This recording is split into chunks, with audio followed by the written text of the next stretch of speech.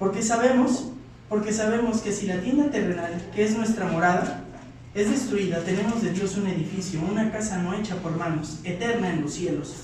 Pues, en verdad, es en esta morada gemimos, anhelando ser vestidos con nuestra habitación celestial. Y una vez vestidos, no seremos hallados desnudos, porque asimismo, los que estamos en esta tienda, gemimos agobiados, pues no queremos ser desvestidos, sino vestidos, porque lo mortal se ha absorbido por la vida. Verso 5. Y el que nos preparó para esto mismo es Dios, quien nos dio el Espíritu Santo como garantía. Por tanto, animados siempre, sabiendo que mientras habitamos en el cuerpo, estamos ausentes en el Señor, porque por fe andamos, no por vista. Pero cobramos ánimo y preferimos más bien estar ausentes del cuerpo y habitar con el Señor. Por eso, ya sean presentes o ausentes, ambicionamos serle agradables, porque todos nosotros debemos comparecer ante el tribunal de Cristo para que cada uno sea recompensado por sus hechos, estando en el cuerpo, de acuerdo con lo que Él hizo, sea bueno o sea malo. Por tanto, conociendo el temor del Señor, persuadimos a los hombres, pero a Dios somos manifiestos, y espero que también seamos manifiestos en vuestras conciencias. No nos recomendamos otra vez a vosotros, sino que os damos oportunidad de estar orgullosos de nosotros, para que tengáis respuesta para los que se jactan en las apariencias y no en el corazón. Porque si estamos locos, es para Dios, y si somos cuerdos, es para vosotros.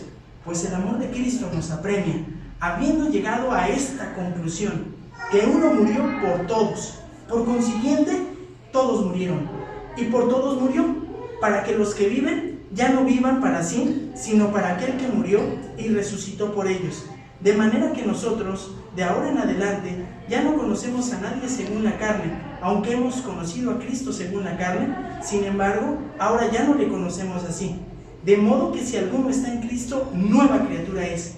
Las cosas viejas pasaron, he aquí son hechas nuevas. Y todo esto procede de Dios, quien nos reconcilió consigo mismo por medio de Cristo y nos dio el ministerio de la reconciliación. A saber que Dios estaba en Cristo reconciliando al mundo consigo mismo, no tomando en cuenta a los hombres sus transgresiones, y nos ha encomendado a nosotros la palabra de la reconciliación. Por tanto, somos embajadores de Cristo, como si Dios rogara por medio de nosotros. En nombre de Cristo os rogamos, reconciliaos con Dios.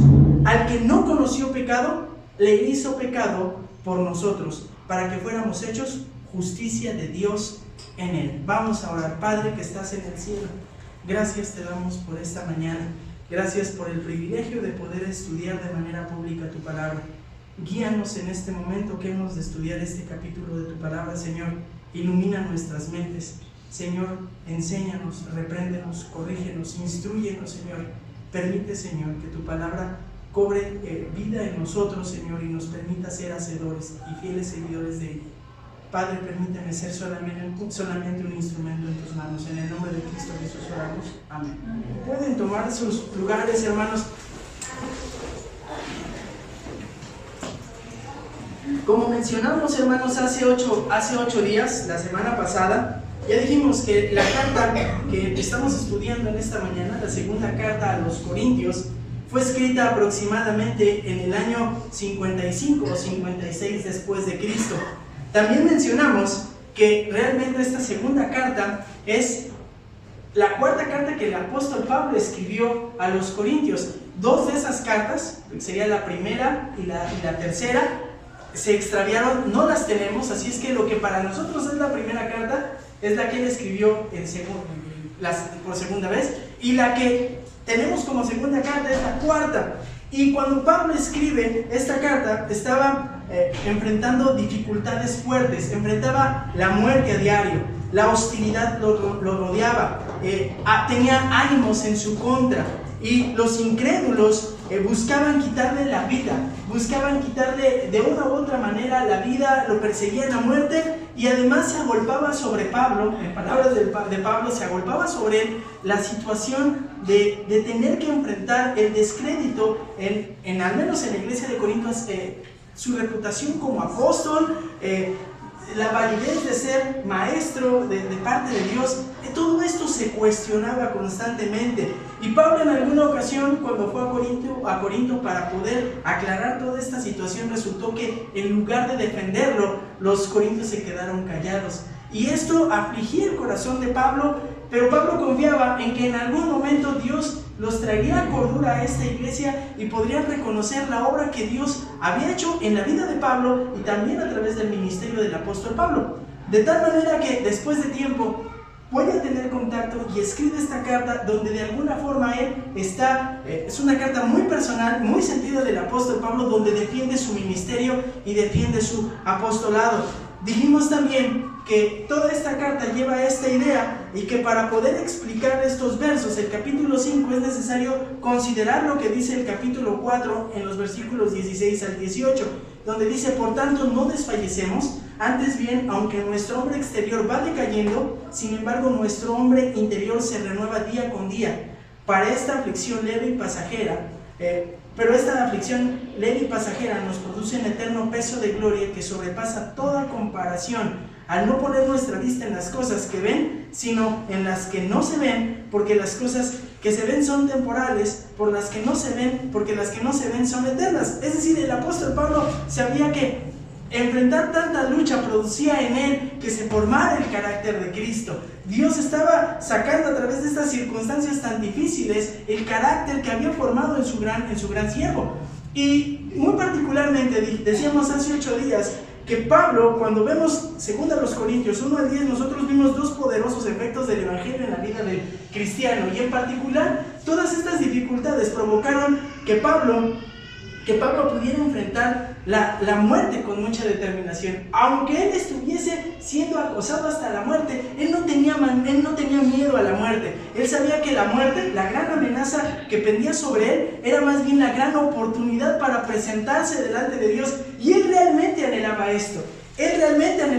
Si se quedaba aquí con gusto era porque era una ocasión para servir a la iglesia. Pero también observamos que había otro efecto de este evangelio que Pablo había aceptado en su corazón, y es que le ayudaba a vivir con mucha fidelidad, porque sabía que un día él se presentaría delante de Jesucristo a dar cuentas de su fidelidad, de la manera en que vivía, y también por tanto recibiría la recompensa, la fidelidad en el servicio que él tanto había desgastado su vida. Entonces esto es tremendo, y vamos a observar nosotros entonces que en los versículos del capítulo 5, los versículos 11 al 21, Pablo les va a explicar a los corintios que Dios conocía perfectamente su condición espiritual y las motivaciones que tenía para servirle. De esto era acusado Pablo. A Pablo se le acusaba de ser un loco, un hombre loco, un hombre que se vanagloriaba, un hombre no sensato. Lo vamos a observar. Bueno, pues cuando ustedes y yo leemos 2 Corintios capítulo 5 versos 11 al 21, encontramos esto.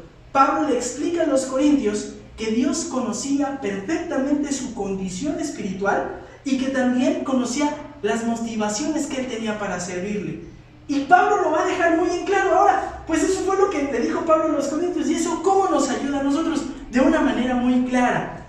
Vamos a observar nuevamente ahora dos reacciones en la vida de una persona que es alcanzada por el evangelio. El evangelio era tan real en la vida del apóstol Pablo que produjo dos reacciones en él, que le ayudaban a seguir adelante a pesar de falsas acusaciones en cuanto a su fe y en cuanto a su transparencia por servir. La primera reacción es que las personas viven para agradar a Dios. Esta es la primera reacción en la vida de una persona que es alcanzada por el evangelio.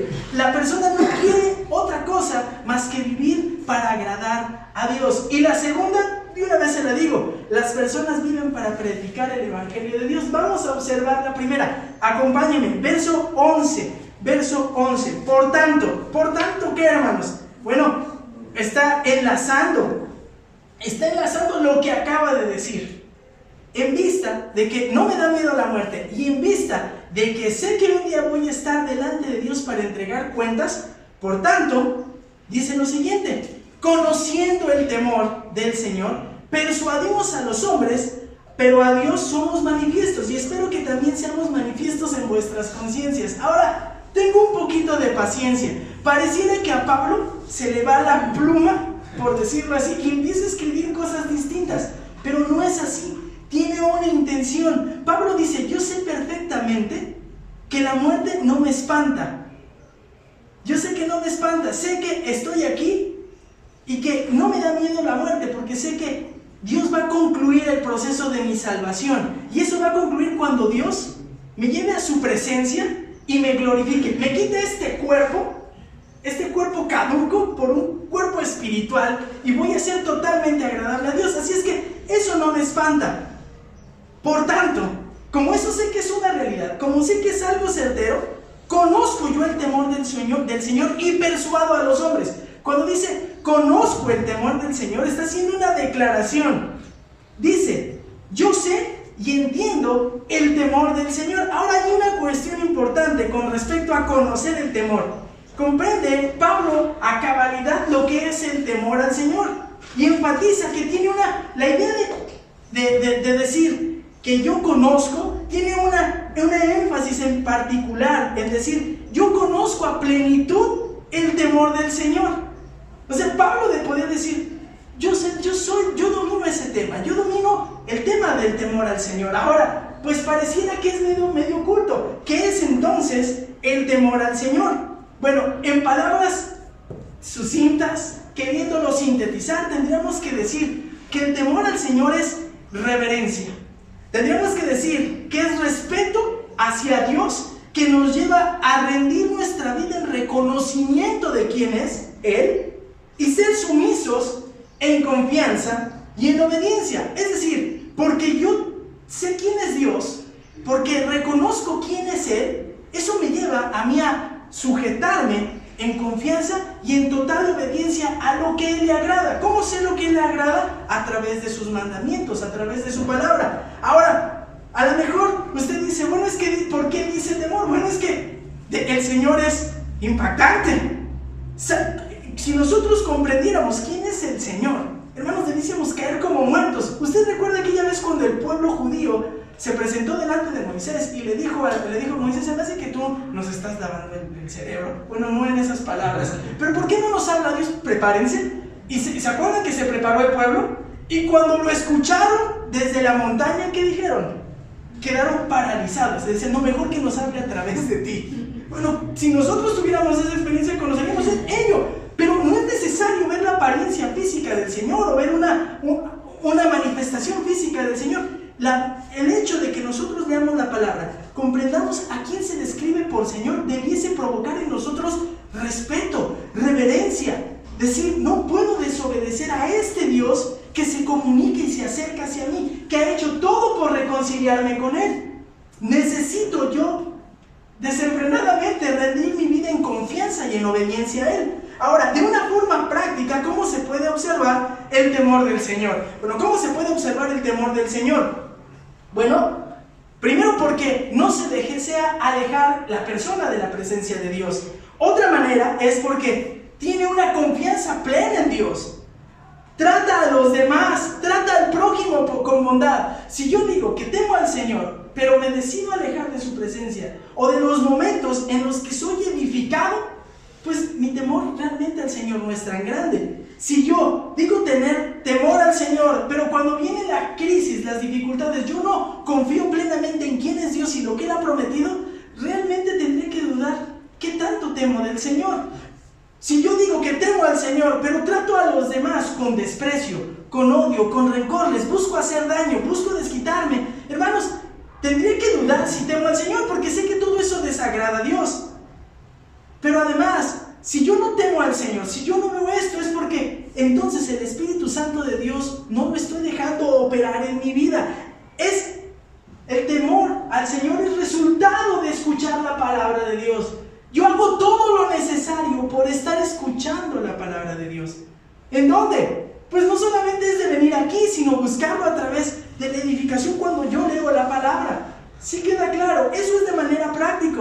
Así es que a Pablo, dice un comentarista, le consternaba profundamente que alguien pensara que no estaba respetando bien al Señor, a quien amaba tan intensamente y a quien servía con tanta reverencia. Era inaceptable que alguien creyera que viviera de una manera opuesta a aquello para lo cual vivía. No se podía quedar callado mientras lo acusaban de deshonrar a Dios. Tal mentira haría que su ministerio fuera inútil e infructuoso. Pablo está diciendo, yo vivo de tal manera que sé que un día le voy a entregar cuentas al Señor. Por eso le temo. Por eso sujeto mi vida, le obedezco, confío plenamente en Él. Y no permitía que alguien lo acusara. Ya se está defendiendo, ya se dio cuenta. Porque si no, lo que él hacía frenaba realmente los resultados de su servicio. Y dice, en relación a que temo al Señor, es que persuado a los hombres. Observe, vean lo que dice el verso 11. Persuado a los hombres, conociendo el temor del Señor, persuadimos a los hombres, pero a Dios somos manifiestos. Espero que también seamos manifiestos en vuestras conciencias. Y lo voy a resumir de esta manera. Si lo leemos rápidamente, usted dice, pues Pablo, como conocía el temor al Señor, persuadía a los hombres a que le buscaran a Dios. No está diciendo eso. No está diciendo eso. La clave se encuentra en entender la palabra persuadir. Yo convenzo a los hombres. Pablo está intentando ganarse, inducir a un cambio en la manera de pensar en los corintios, mediante la razón. Observe la final parte del 11. Vean la final parte del verso 11. Que también seamos manifiestos en vuestras conciencias. Apelaba a las conciencias. ¿De qué quería persuadir Pablo a los corintios? Bueno, acerca de la defensa de su carácter y su servicio. Persuado a los hombres, dice, por tanto, conociendo el temor del Señor, por tal razón vivo así, quiero convencer a los hombres. Es decir, está pensando en los hombres y mujeres de Corintio. ¿De qué? Dice, persuado a los hombres, pero a Dios somos manifiestos. Y cuando dice, pero a Dios somos manifiestos, está diciendo es que quiero persuadirlos a que me vean como me observa Dios. Yo delante de Dios soy manifiesto. Yo no puedo ocultarle nada a Dios. Mira, hermano, aquí viene una cuestión bien importante. Pablo podía, si fuera un farsante, si hubiese sido un farsante, pudiese haber engañado a todo el mundo. Pudo haber engañado a Lucas, pudo haber engañado a Timoteo, a Tito, a quien usted más ni quiera. Pero había uno solo a quien no podía engañar. ¿A quién era? A Dios. ¿Sabe? Esto se parece mucho a nosotros. Nosotros pudiésemos engañar de devoción, piedad, confianza y temor al Señor a medio mundo. Pero hay uno solo al que no podemos engañar. Delante de Dios. Él es el que nos conoce mejor. Y Pablo va a decir lo siguiente. Persuadimos a los hombres, pero a Dios somos manifiestos. Y Pablo, cuando utiliza la palabra manifiestos, está diciendo que su vida sea expuesta, que sea notorio lo que en realidad sucede en él, que sea expuesto su carácter, que sea sacado pues a la luz. Así es que aunque los corintios pudieran cuestionarlo, su sinceridad, su franqueza y autenticidad, todas estas cualidades eran perfectamente evidentes. ¿Para quién? Para Dios. Dios sí las conocía. Y esto es algo precioso. Porque, hermanos, imagínense, ¿se da cuenta por qué Pablo fue capaz de decir, no me defienden, no me creen? ¿Saben qué? Está bien, me voy a apartar un tiempo. ¿Por qué? Porque él creía y sabía y tenía la esperanza de que Dios conocía perfectamente su corazón. Es más, el apóstol Pablo, esta misma palabra de persuadir, de somos manifiestos, ya la utiliza en esta carta en otras ocasiones. Y en una ocasión la utiliza Pablo para certificar el mensaje que predica. Escuche, mas a Dios gracias, el cual nos lleva siempre en triunfo en Cristo Jesús, y por medio de nosotros manifiesta en todo lugar el olor de su conocimiento. Dice, así como dice, Dios certifica lo que predico, dice ahora, Él puede certificar mi carácter. ¿Quién soy? Pablo se está defendiendo. Y espero, dice Pablo, y espero que también seamos manifiestos en vuestras conciencias. Y dice, ahora, hermanos, y esa palabra de espero, uno dice, híjole, ¿a poco la vas a explicar? Sí, es necesario y es vital. Y déjeme decirle por qué. Porque la palabra expresa un profundo deseo. De hecho, podría traducirse, y aguardo con ansias, y tengo la esperanza segura y confiado, lo deseo con todo mi ser, que también seamos manifiestos en vuestras conciencias. Y anhelo y deseo con todo mi ser que ustedes me vean como Dios me observa. Le dije que era una carta personal. Pablo está abriendo su corazón, que ha sido acusado de muchas cosas, y dice, pues Dios me conoce, y es mi anhelo y mi deseo que ustedes me conozcan como me ve Dios.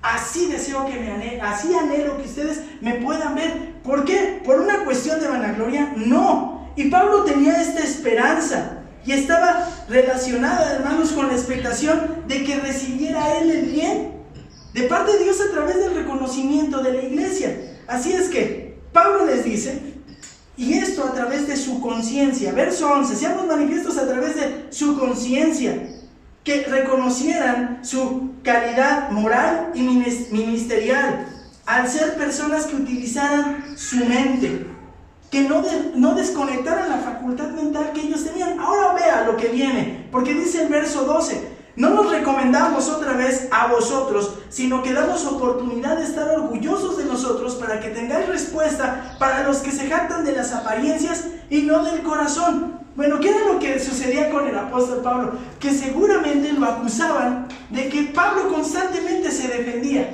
y que decía, yo soy apóstol, es que Dios me llamó y Dios ha hecho esto a través de mí. Y por eso Pablo dice, no nos recomendamos otra vez. No se está autoalabando, y podemos entonces deducir que había reiteradas acusaciones acerca de esto. De hecho, una buena traducción sería la Dios habla hoy. No hayamos puesto otra, no nos estamos poniendo nuevamente para alabarnos.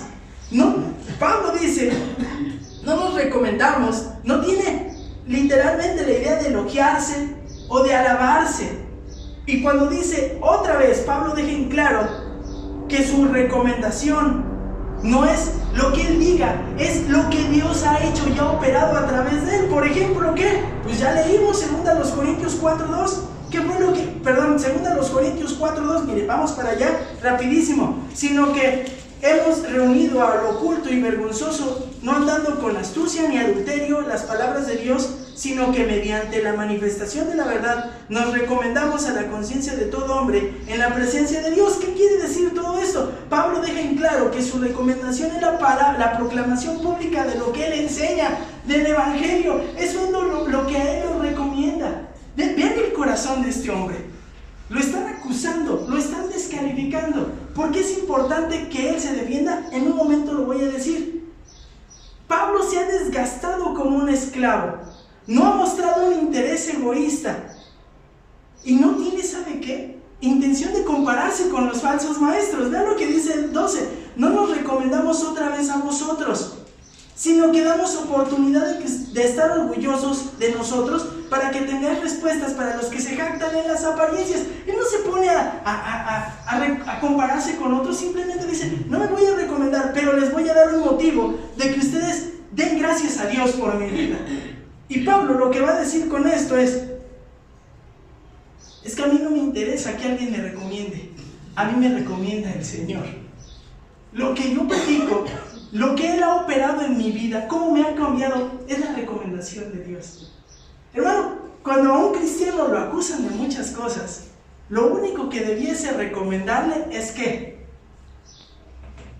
lo que Dios ha hecho en su vida, la congruencia de su vida. Eso es lo que debiese recomendar al cristiano. Pablo se defendía no solo por amor a Dios, sino ¿sabe por qué?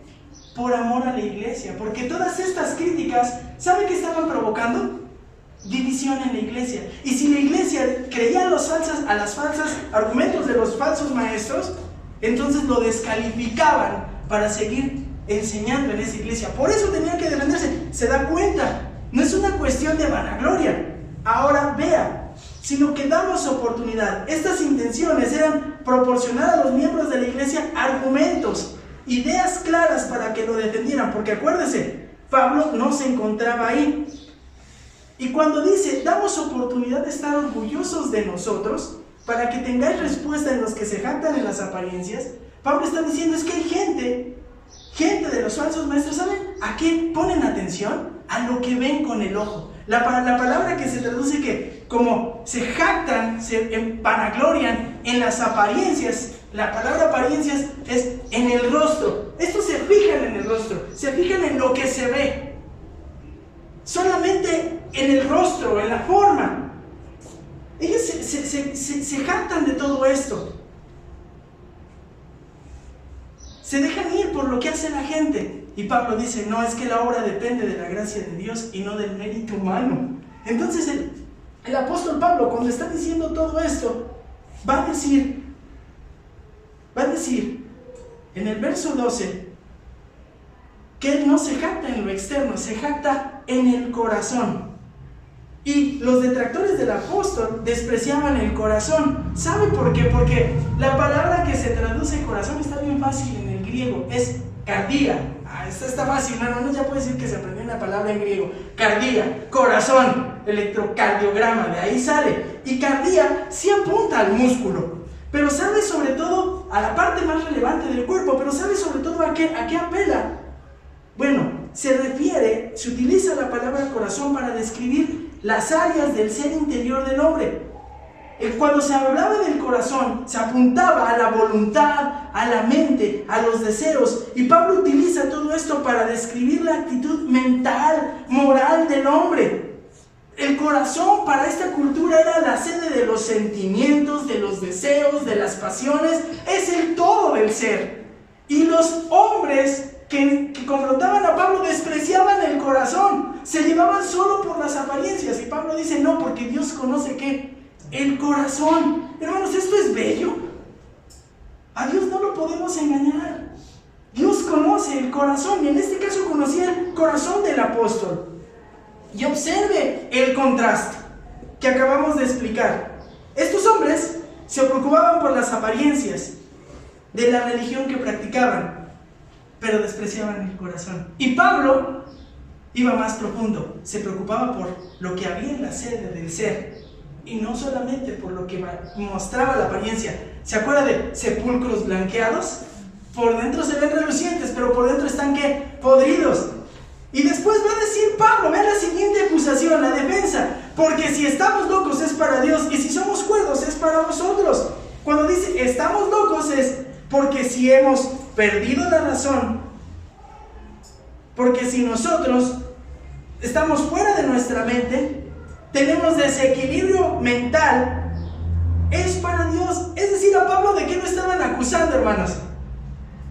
Ese cuate está loco, es un radical, es un ortodoxo radical. Eso ya no se usa. Mire, eso más bien parece lo que nos dicen a nosotros, ¿no? No, tú estás loco, te lavaron el cerebro. Pues Pablo dice, pues si me dicen que estoy loco, pues sí, es para Dios. Y después vean lo que dice: la devoción del apóstol a la verdad era tan apasionada que unos lo acusaban de locura, hermanos. Así es que, ¿qué cree? No se sienta mal si de repente está en la sociedad y dice, ¿estoy bien o estoy mal? Porque todos me ven como bicho raro. Pues si está loco. Pablo decía, si estoy loco es para Dios. Y después va a decir, y si estamos cuerdos, en sano juicio, en condición mental saludable, es para vosotros. Otra vez el contraste. Estos que se creían saludables en su sano juicio, pues ni amaban a la iglesia ni amaban a Dios. Pero este que parecía un loco por el amor a Dios y a la iglesia, dice, pues esto es por ustedes. Pero después dice, y estoy cuerdo y en mi sano juicio, en una condición mental saludable. Porque Pablo afirma que tiene una sobrededicación por los demás. Estoy totalmente cuerdo y por eso me dedico a ustedes, porque vale la pena. Así es que toda la conducta de Pablo puede explicarse de dos formas: o bien era celo por Dios, o era por celo por el bienestar de los hermanos en la fe. En ambos casos son motivos totalmente desinteresados. A Pablo no se le podía acusar de egoísta. Vean el 14: pues el amor de Cristo nos apremia, habiendo llegado a esta conclusión, que uno murió por todos vosotros, por consiguiente todos murieron. Así es que muestra ahora Pablo el motivo porque le hacía servir. Pablo muestra el motivo por el cual servía a Dios. Dice el verso 14: pues el amor de Cristo nos apremia. ¿Qué era lo que movía el corazón de Pablo? El amor de Cristo. El amor de Cristo, dice, el amor de Cristo nos apremia. Y este versículo, fíjense que es considerado por muchos una de las partes más importantes de la carta. ¿Y qué cree? Y de toda su carta. Porque aquí ve el motor. El motor que movía la paz, apóstol Pablo, ¿qué le ayudaba a Pablo a soportar los naufragios, las persecuciones, las acechanzas de muerte, los azotos? El amor de Cristo. Pues el amor de Cristo nos apremia.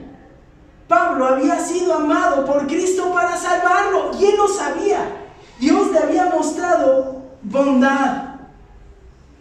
Pablo nunca dejó de sorprenderse del amor del Señor. Nunca, aun cuando pasó los años. ¿Y cómo se iba a dejar de sorprender si él sabía lo que era, hermanos? Era un judío, fariseo de fariseos, perseguidor, asesino. Él mismo se describe como el peor de ¿qué? De los pecadores. De los pecadores, ¿el qué? El primero. Y Pablo había comprendido el amor del Señor, pues el amor de Cristo nos apremia. Y sabe, conforme pasó su vida, nunca se dejó de sorprender del amor de Dios. Tiempo después escribió esto. Vea lo que dice el apóstol Pablo, Romanos 8, 34 al 39. Entonces, ¿qué diremos esto? Si Dios está por nosotros, ¿quién estará contra nosotros? El que no eximió ni a su propio Hijo, sino que lo entregó por todos nosotros, ¿cómo no nos condenará también con Él todas las cosas? ¿Quién acusará a los escogidos de Dios? Dios es el que los justifica. ¿Quién es el que los condena? Cristo Jesús es el que murió.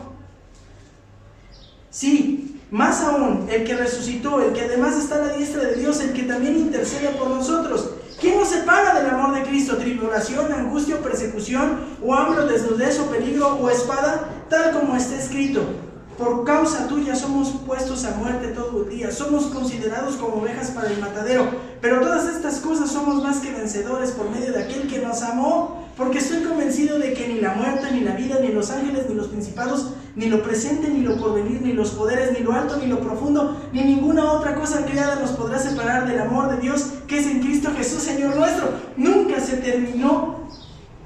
terminó Pablo por sorprender del amor de Dios. Y este amor lo gobernaba, lo motivaba a vivir para Cristo. Hermanos, la pregunta sería: ¿el amor que tiene usted, el amor de Cristo, lo sigue motivando igual que hace años que se convirtió? ¿O ha menguado? Hoy Jackie me preguntaba: ¿cuántos años llegaste al Evangelio? Le dije: pues ahora en enero, el segundo jueves, cumpliría 20 años. Y hermanos, la pregunta sería: ¿y el amor de Cristo me sigue sorprendiendo igual que ese tiempo? ¿Lo sigue sorprendiendo igual a usted? Porque este amor constreñía a Pablo, lo movía a actuar, provocaba en él el deseo de servirle con todo su corazón. Y Pablo se defendía de los ataques, porque si lo desacreditaban, perdía algo que era muy valioso para él: la oportunidad de servir al Señor. Pablo decía: no, si me dicen que estoy loco, no lo voy a dejar. Si me dicen además, si me dicen que no me mueve el amor de Cristo, eso es una mentira. Y dice Pablo: y el amor de Cristo nos apremia, y llegué a una conclusión, que uno murió por todos, por consiguiente todos murieron. Y Pablo llega a una conclusión. Toda esta palabra de habiendo llegado a una conclusión es una sola palabra en el griego. Y tiene la idea de ¿qué ha pensado en esto? Pablo ha meditado, ha pensado, ha juzgado y ha emitido una opinión. El amor de Cristo controla a Pablo, porque había pensado profundamente en lo que había hecho su Salvador por él. ¿Qué había hecho su Salvador por él? Que uno murió por todos y todos murieron. Y literal, que uno murió por todos. Uno dejó de funcionar en su cuerpo físico. No es una figura, es literal, que uno murió por todos. Y cuando dice por todos, aquí es necesario aclarar que la muerte de todos los miles de animales sacrificados en el Antiguo Testamento, ¿saben qué pasó? No produjo perdón alguno.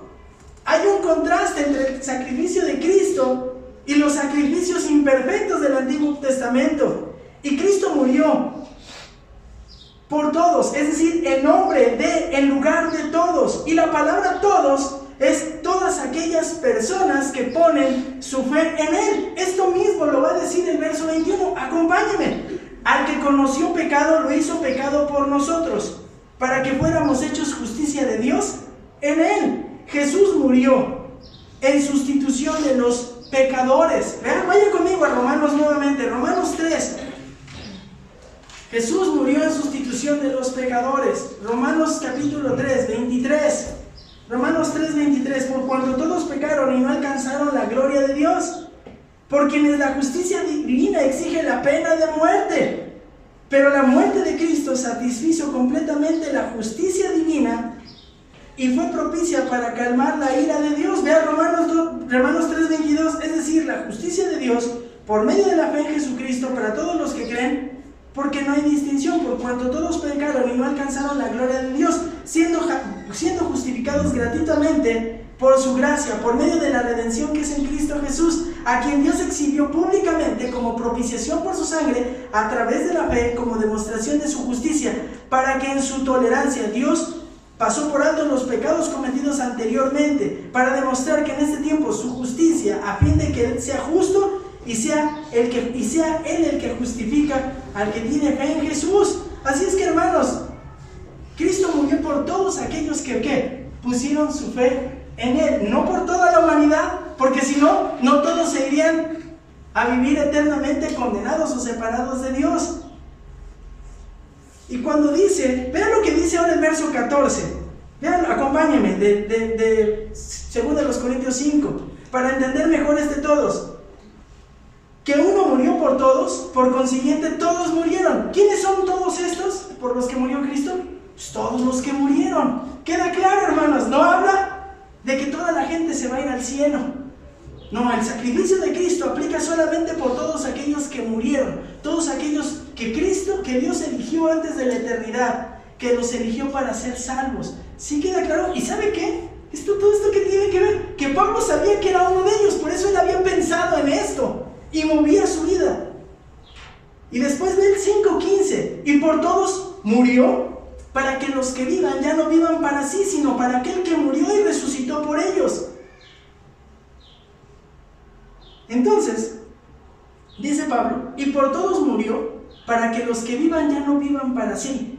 La razón por la cual murió Cristo por todos los que Dios había elegido se encuentra muy clara. Es decir, Cristo murió por todos nosotros para que pudiésemos vivir no de forma mezquina y egoísta según lo que nosotros queremos. Hermano, Cristo no vino a este mundo y Dios no envió a su Hijo para que usted viva como se le plazca, como quiera, como se le antoje, negociando fidelidad a Dios. No, Cristo murió para que en adelante de que usted ha comprendido esto, le dé su vida, yo le dé mi vida de forma amante y en feliz devoción a Él. Pablo comprendía, Cristo, ¿a dónde más podría ir? Solo tú tienes palabras de amor. Camino al Padre eres tú. ¿Cómo es posible que usted diga, o yo diga, que hemos comprendido que Cristo murió por mí y se me ocurre vivir como se me antoja? Eso es ser mezquino y egoísta. Cristo no vino a morir por eso.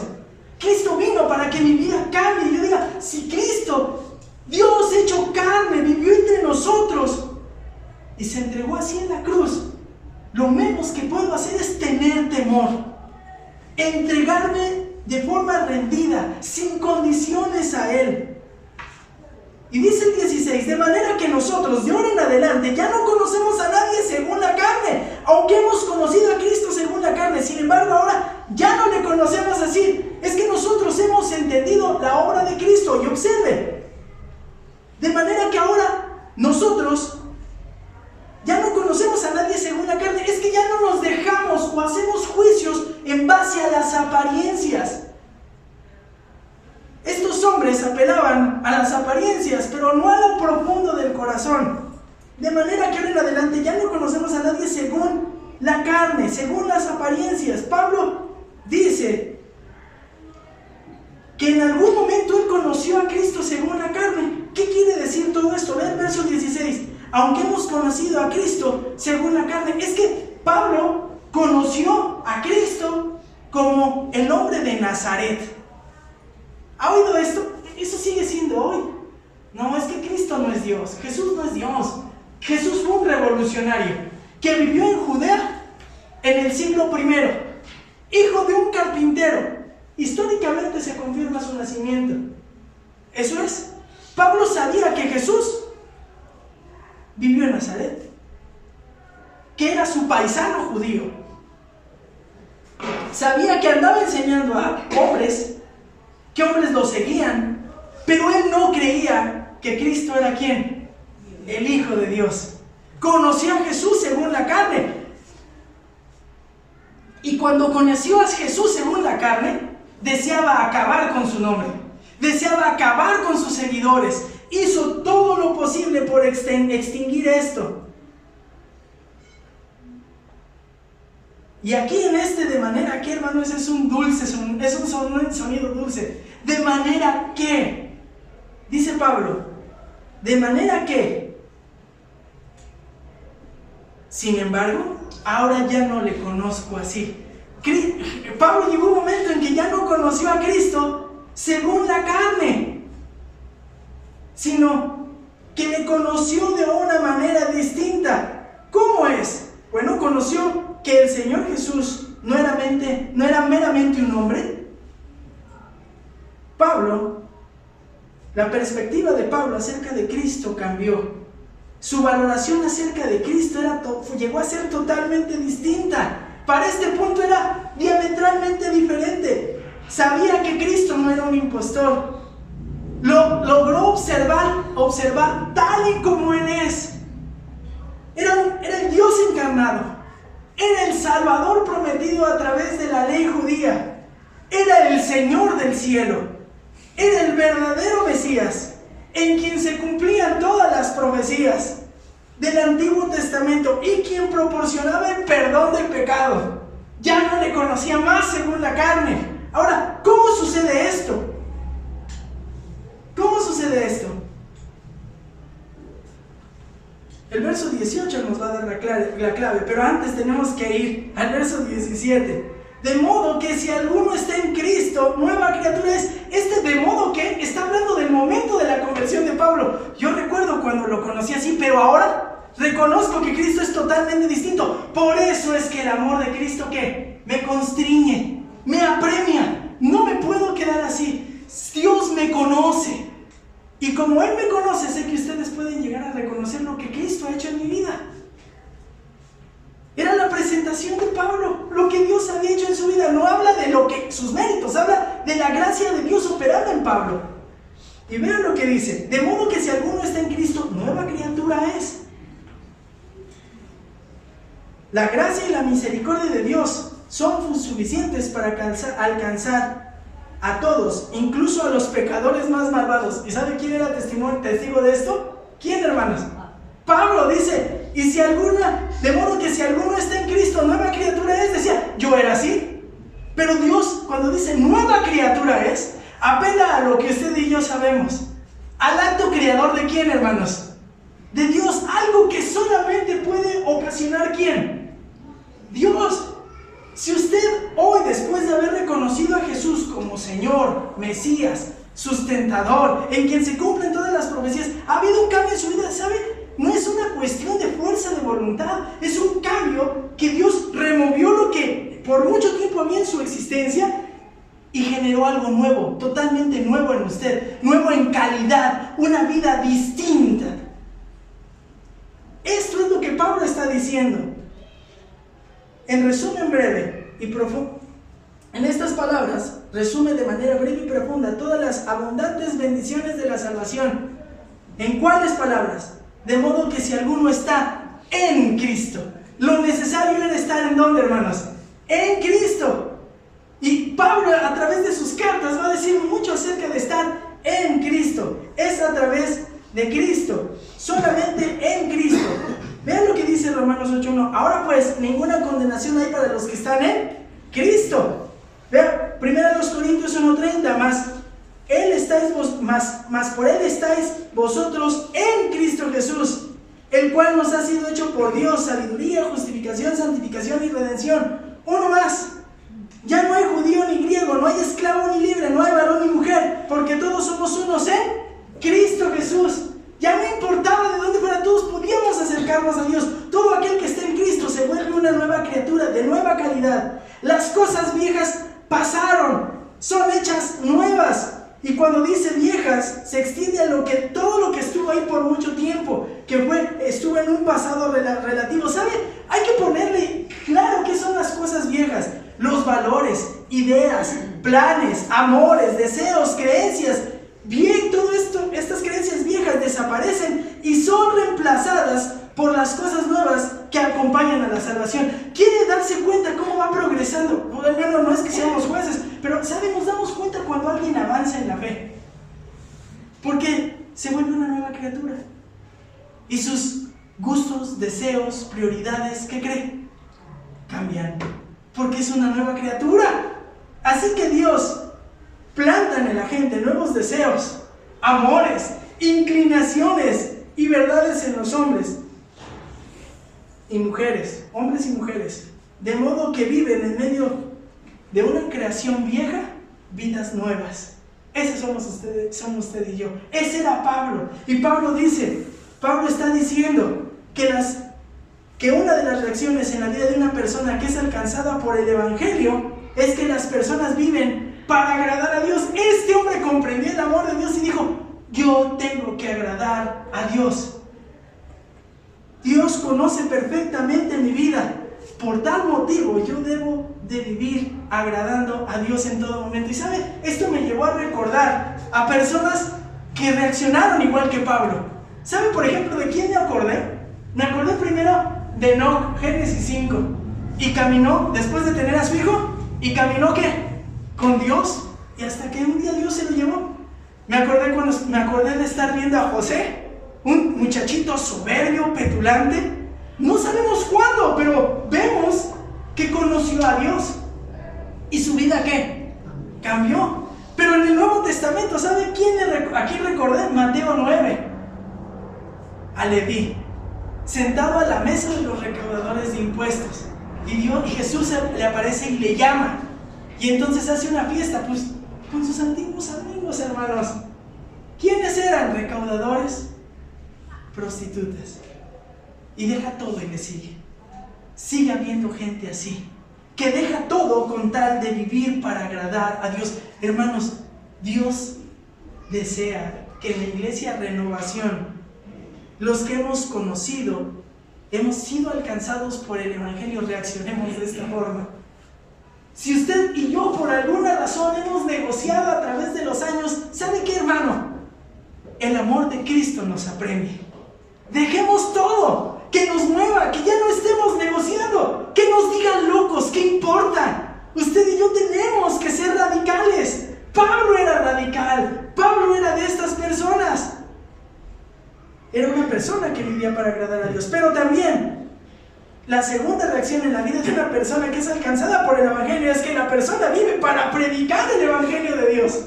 Vive para agradar a Dios, pero también vive para predicar el Evangelio de Dios. Ve el verso número 18. Y todo esto procede de Dios. Y aquí queda claro. ¿Se acuerda que le dije, cómo resulta esto? Bueno, hermano, es que todo esto procede de Dios. Todo esto procede de Dios. Hermanos, el apóstol deja muy claro lo que ya dijimos. Esta nueva criatura, que era un pecador empedernido, como Pablo, y a lo mejor piense usted como yo, no puede reconciliarse con Dios por sus méritos y bajo sus términos. Pablo intentó obedecer toda la ley, ¿y a qué conclusión llegó? No me puedo salvar.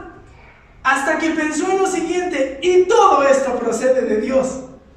Todo esto procede de Dios.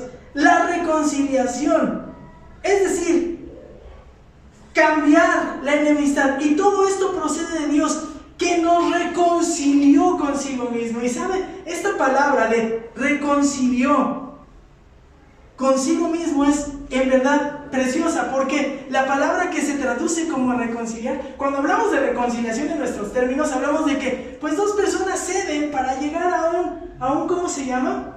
Pues ya un acuerdo, ya muere, ¿no? Ahí estoy en un programa de esos que van en el 8, el otro día vi ¿cómo se llama? El comercial, y dije, bueno, qué bárbaros.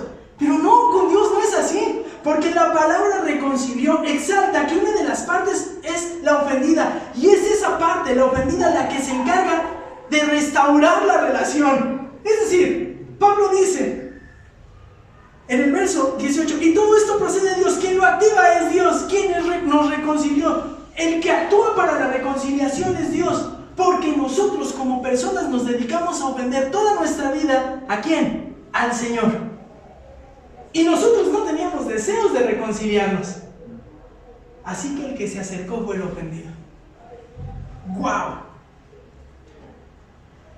Sino que exalta entonces esta parte. Las personas, hermanos, lo triste es que las personas que no les ha sido abierto el entendimiento, no tienen la capacidad de calmar la ira de Dios contra el pecado. Todo esto procede de Dios, quien nos reconcilió consigo mismo por medio de Cristo. Nos reconcilió por medio de Cristo, no a través de alguien más, porque hay un solo mediador. ¿Entre quién? Entre Cristo y los hombres. Y deja claro, solamente hay uno a través de por quien pueden ser reconciliados la humanidad con Dios. ¿Quién? ¿No Buda? ¿No Mahoma? ¿No María? Nadie. Solo Dios, solo Cristo. Dios hecho carne. Esta, hermanos, es la más alta expresión de bondad. Dios reconcilió a los creyentes a través de Cristo cuando solamente nos habíamos dedicado ¿a qué? A ofenderle. Y observa el verso 18 en su final. Y nos dio el ministerio de la reconciliación. Y al saber esto, dice Pablo, nos ha dado el ministerio de la reconciliación. Nos ha dado el servicio humilde. Nos ha hecho mensajeros humildes que anuncian este mensaje. Dios se acercó para establecer la paz con el hombre. Pero ponga atención, porque aunque nos ha dado este trabajo y somos mensajeros humildes, dice un comentarista,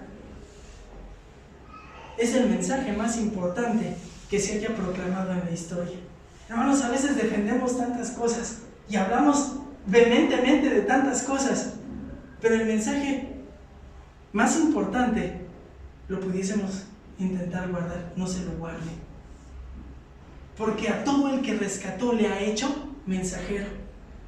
Nos dio el ministerio de la reconciliación. No es tarea de quién, de Pablo, es tarea de todos. Y ve el verso 19, a saber que Dios estaba en Cristo reconciliando el mundo consigo mismo, no tomando en cuenta a los hombres sus transgresiones, y nos ha encomendado a nosotros la palabra de la reconciliación. Y cuando dice Pablo, a saber que Dios estaba en Cristo reconciliando el mundo consigo mismo, nos da el tema de este mensaje. ¿Cuál es? El tema es que Dios estaba en Cristo reconciliando. Y no se pierda, porque aquí en una lectura rápida pudiésemos decir, la enseñanza importante a analizar es que Dios estaba en Cristo, Dios y Cristo es una. No se vaya con eso solamente. ¿Cuál es la idea? ¿Qué está hablando Pablo? Dios conoce mi vida, y en respuesta a eso yo le agrado, y en respuesta a eso yo predico. Y lo que predico es que Dios efectuó la reconciliación a través de Cristo Jesús. Dios realizó la reconciliación a través de Cristo Jesús. No es la unidad del Padre con el Hijo, es que Dios en su plan decidió reconciliar a toda la humanidad a través de los méritos de Cristo Jesús. Y eso es impresionante, porque no depende de un mérito de usted o mío o de nadie más. Cristo lo ha hecho todo. Reconcilió a través de Cristo. La doctrina que se está afirmando, entonces dijimos, es que Dios perdonó al mundo a través de la obra de Cristo Jesús. Y dice después el verso 19, no tomando en cuenta a los hombres sus transgresiones. Y hermanos, cuando dice no tomando en cuenta a los hombres sus transgresiones, es los salvó a través de Cristo, y ahora lo que va a hacer es no tomar en cuenta sus pecados.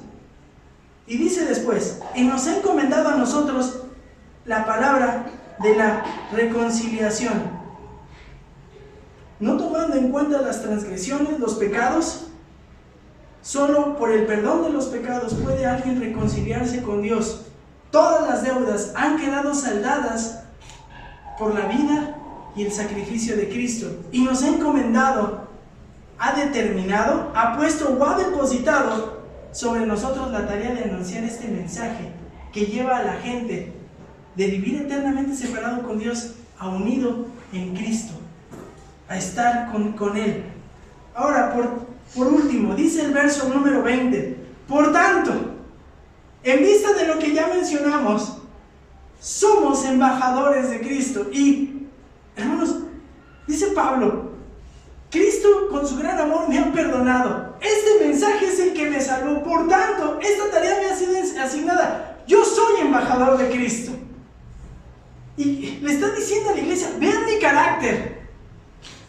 Dios me ha cambiado, me ha transformado. No soy el mismo que los perseguía para matarlos. Y tal me ha cambiado que he desgastado mi vida por predicar este mensaje.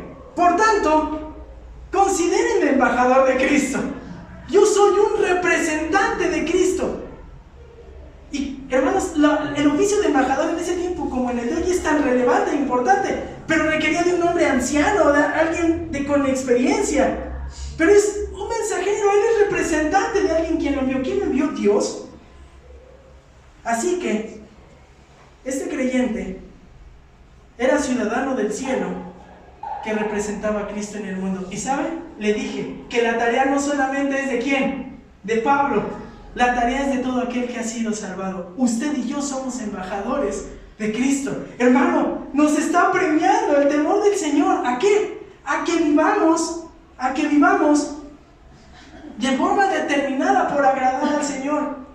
Que honremos su nombre, que nos comportemos en la tierra correctamente porque somos ciudadanos del cielo.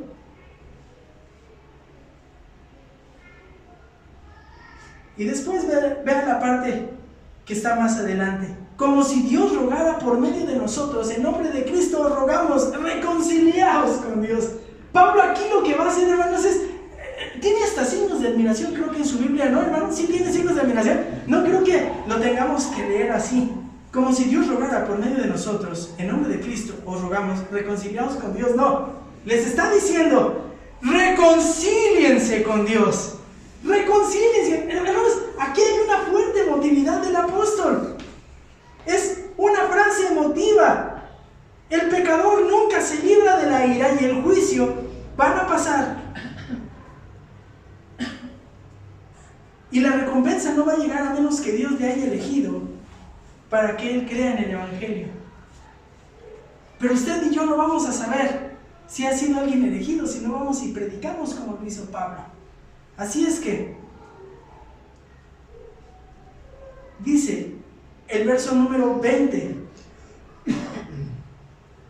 reconciliaos con Dios. Hermanos, tengan en mente lo siguiente. Hay un elemento objetivo de la fe salvadora. Requiere creer que Jesús es Dios, que Dios le levantó de los muertos, que no hay salvación en nadie más, que es necesario confesarlo como Señor. Pero hay un elemento que es subjetivo. Ese elemento subjetivo que no podemos confirmar de la fe salvadora, que suele pasarse por alto, dice un comentarista, es una actitud humilde de duelo por el pecado, arrepentimiento y clamor de Dios por su misericordia. Eso tendría que estar propiciándose en nuestras vidas y es lo que debiésemos buscar y propiciar cuando hablamos del Evangelio de Cristo. Y por último dice, y al que no conoció pecado, le hizo pecado por nosotros, para que fuésemos hechos justicia en él. Y esta es una cláusula que elimina la duda de que a través de cualquier otra persona podemos llegar a reconciliarnos con Dios. Al que no conoció pecado. Dígame, ¿quién no ha pecado en este mundo? El único que no ha pecado es Cristo Jesús. Le hizo pecado por nosotros para que fuésemos hechos justicia. El sacrificio perfecto por el pecado tenía que ser de un humano, porque solo un humano podría morir. ¿Por quién? Por el resto. Le hizo pecado por nosotros. Sin embargo, también tenía que ser Dios, porque solo en Dios hay santidad. Y ahí usted sí puede apreciar que el que se sacrificó era tanto hombre como ¿qué? Como Dios. Hermano, todo esto había pensado Pablo, esto movía su vida. Pero a veces creo que el mensaje del Evangelio y de la Navidad lo pasamos muy por alto y muy por rápido. Pero si nos pusiéramos a reflexionar en todo esto, tendría que mover nuestras vidas. ¿Cómo es posible que Dios se hizo hombre para venir a morir por mí? ¿Cómo es posible que a la luz de esto, diría el comentarista, viva de forma tan mezquina? Esta frase, hermanos, requiere una comprensión cuidadosa. Lo hizo pecado por nosotros, para que fuéramos hechos justicia de Dios en Él. En Cristo no hay posibilidad de que haya cometido pecado alguno o de que violara de alguna forma la ley. No lo hay, hermanos. Tampoco implica que Dios lo haya hecho pecador. Entonces, ¿por qué dice que le hizo pecado? El Padre, lo que quiere decir es que el Padre lo trató como si fuera pecador, poniendo en cuenta los pecados de todos los que van a creer o creerían en algún momento en Él. Los beneficiarios de dicho sacrificio son los que han muerto, los embajadores de Cristo. Somos nosotros, hermanos. Somos nosotros. Y la última parte del verso, observe. Para que fuéramos hechos justicia delante de Él. El creyente es hallado no teniendo su propia justicia, sino la justicia que es por la fe de Cristo. Es decir, Dios trata a Jesús como pecador y a nosotros toda su vida perfecta se nos es otorgada. Porque hemos creído que Jesús es el Señor, es Dios, es en quien se cumplen las profecías. Porque creemos que todo lo que la Biblia dice de Él es cierto, y esto ha movido y ha cambiado nuestras vidas. Hermanos, ¿cómo no reconsiderar cada que pasamos estos tiempos y hablamos de la Navidad, de cuando surge el mensaje del Evangelio? Cristo vino a este mundo, Dios se encarnó, se hizo hombre. Bueno, pues ahí tiene usted el día de hoy dos reacciones en la vida de una persona que es alcanzada por el Evangelio. Las personas viven para agradar a Dios, las personas viven para predicar el Evangelio de Dios. Espero que nosotros, al haber estudiado rápidamente esto, podamos comprender todo lo que ha hecho Dios, nos mueva a predicar desenfrenadamente el Evangelio, por el cual Pablo estaba incluso dispuesto a dar su vida. ¿Saben? Me recuerda mucho que cuando recién llegamos a los pies de Cristo, hasta nos dicen, se han acuñado frases como, estás en tu primer amor. ¿No ha oído eso, hermano? Porque a todo el que se te para, ¿qué quieres hacer? Le quieres predicar a Cristo. ¿Y por qué pasa eso? ¿Por qué se detiene eso? No debiese pararse ni debiese detenerse. ¿Sabe? Otros lo han experimentado. Y gente que perseveró. Me acuerdo de Hechos 18. Apolos conocía algo, pero le predican de Cristo, ¿y qué hace? Sale, hermano, sale a predicar. Y sigue predicando. Y vemos avanzado el Nuevo Testamento y él sigue predicando a Cristo. Pero fue Apolos. Bueno, hermano, hay gente desconocida y anónima. Marcos 5.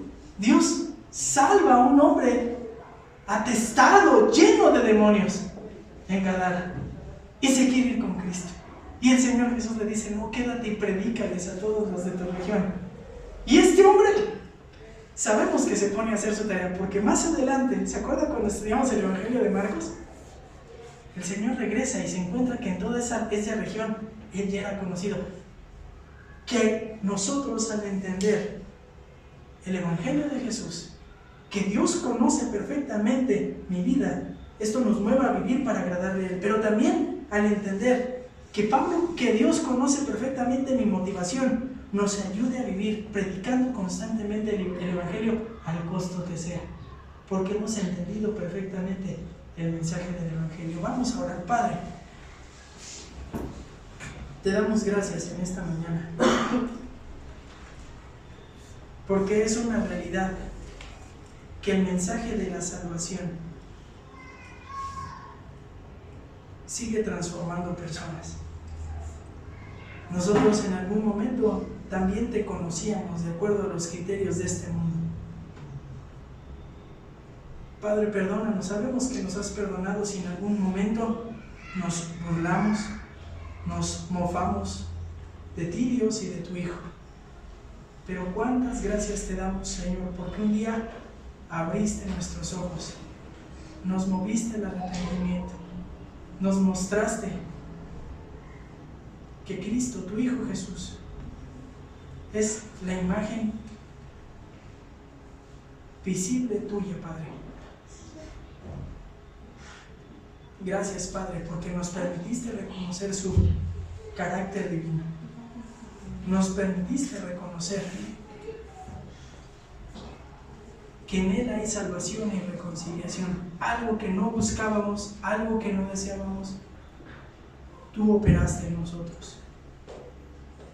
Padre, permite que el entendimiento de lo que hoy hemos estudiado nos permita, Señor, rendir en plenitud lo que tú nos estés pidiendo, lo que tú estés deseando, Señor, de nosotros. Padre, si esto implica que nos llamen personas locas, irracionales, fueras de sí, no importa, Señor. Permite que tengamos un deseo no egoísta, sino el deseo de agradarte. Señor, permite que entender un mensaje tan bello que inició en un establo y terminó en una cruz nos motive, nos mueva, nos consuma, Señor, por hacerlo llegar a aquellos que no te conocen. Padre, te rogamos que cambies nuestro presente. Ayúdanos a ser hijos tuyos que se consumen por tu nombre y por tu obra. Obra en nuestros corazones. Es en el nombre de tu Hijo Jesús que oramos. Amén.